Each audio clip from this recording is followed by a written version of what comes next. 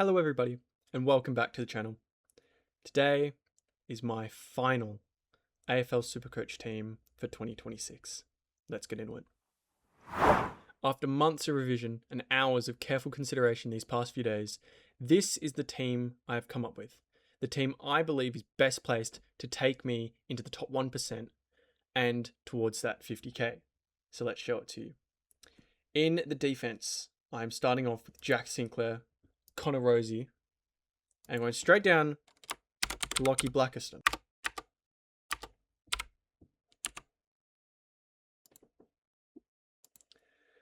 Then for my rookies, I've got Sam Grill, Jai Sarong, Lockie Jakes,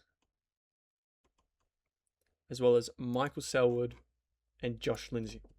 So it's a bit of a departure from my last backline, which had, of course, Rosie in the flex and Whitfield and Naz on field, as well as having Caleb Windsor. But I just believe after the showing of Lockie Jakes, Jai Sarong and Michael Selwood in opening round, I just think the depth of the defensive rookies is the best of any of the lines. And so I feel comfortable going light in the back line so I can go more heavy in the other positions. Sinclair with the 143 definitely made his case for me to put him there over Naz, who only, I think, scored a 63. I think he's less likely to get tagged. He's got that role. Naz is resting forward, and he commands that back line. Similar with Rosie, we haven't seen him play, but the run is there. Lockie Blackiston should have that good role. Nick Bryan is still about 4 to 5 weeks out, and he'll come back through the VFL. Sam Grill, as you can see by this wonderful green tick here, is named.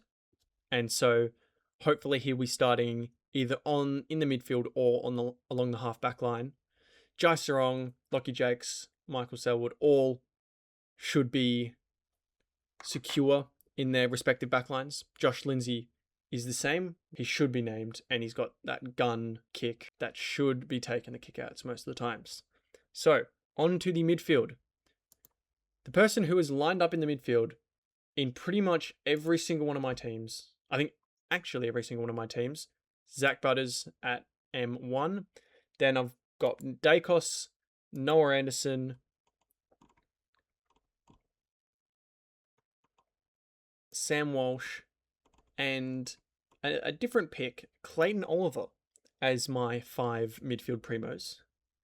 Then I have Darcy Parish,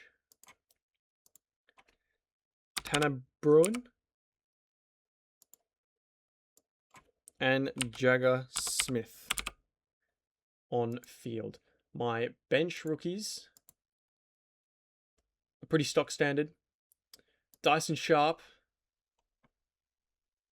Jack Carroll, and Tom Blamires. Pronounced like that. The North Melbourne social media team put a video out on it because so many of us YouTubers were saying it wrong.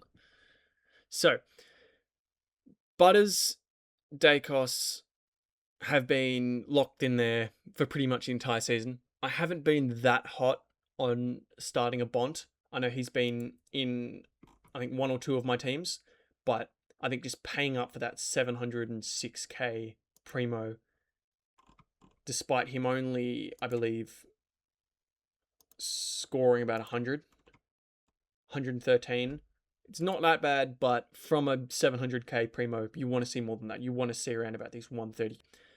Noah Anderson, it's a deceptive 100 because, of course, he had 4 behinds, and he as well has a ripping run. West Coast, Richmond, Melbourne, right off the bat.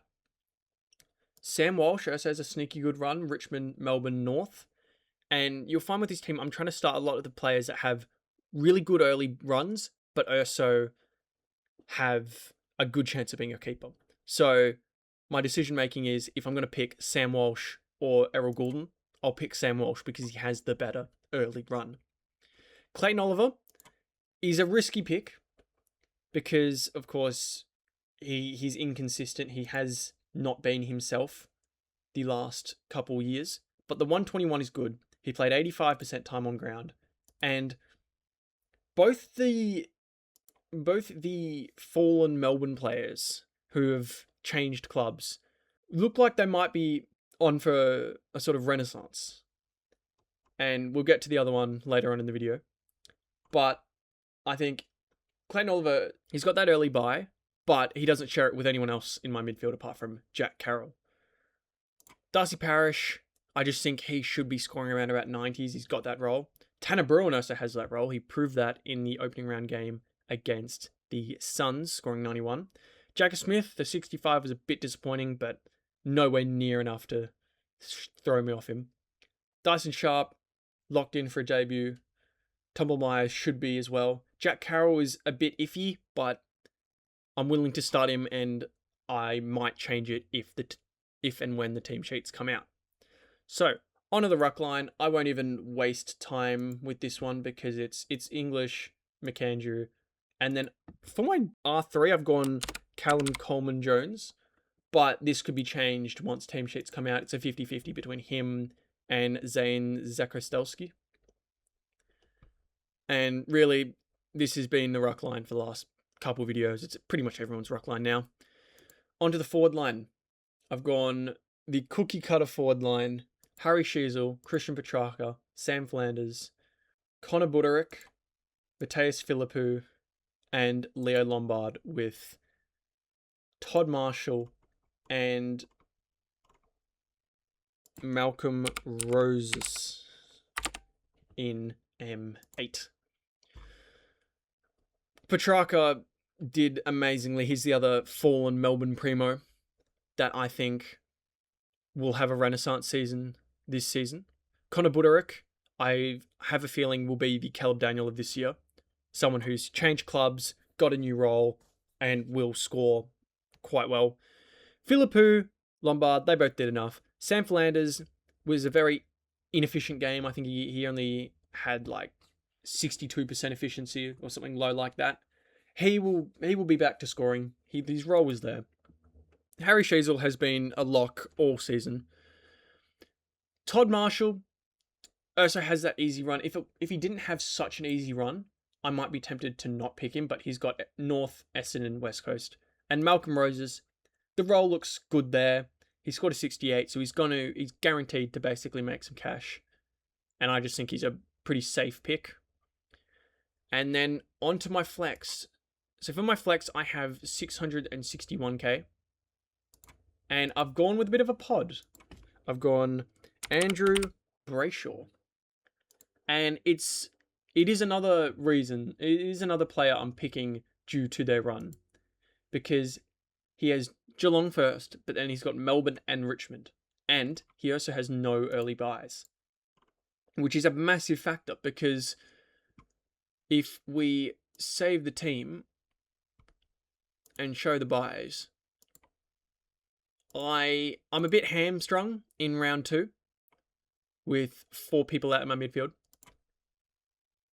In round 3, I've got 3 in the forward line and I don't have enough coverage to cover the defense, so I'm only gonna have 1 player not playing in the back line and 2 not playing in the forward line.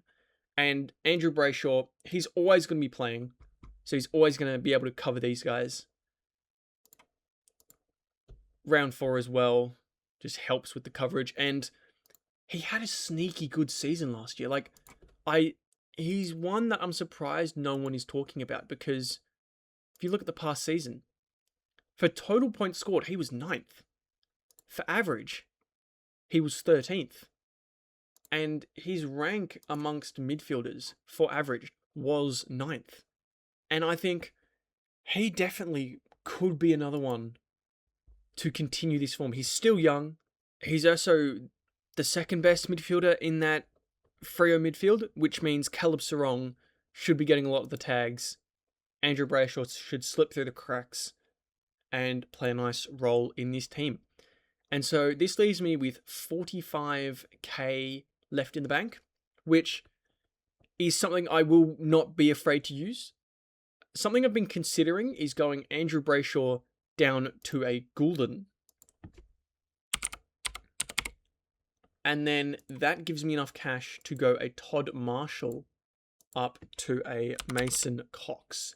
if he's named, because Mason Cox has a very good role. This could also allow me to go Callum Coleman-Jones to a player who has forward ruck eligibility. And then if McAndrew is not named or gets dropped, but Mason Cox is still named, then I can swing him up to the ruck line. But that's not what I'm going for with this current team because, of course, we still don't know who's going to be playing that Fremantle ruck role.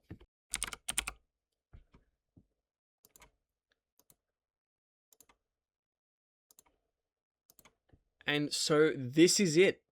This is the final team going into round 1, which, as you can see from the top here, starts in about 6 hours. I can't believe footy is already here. So if you haven't finished your team, you're on the clock here. If you have, comment down below what are some of your interesting picks. Do you have any under-picked players, any pods that you'd be willing to share? You don't have to. And with that, I'll see you in the next one. Happy coaching.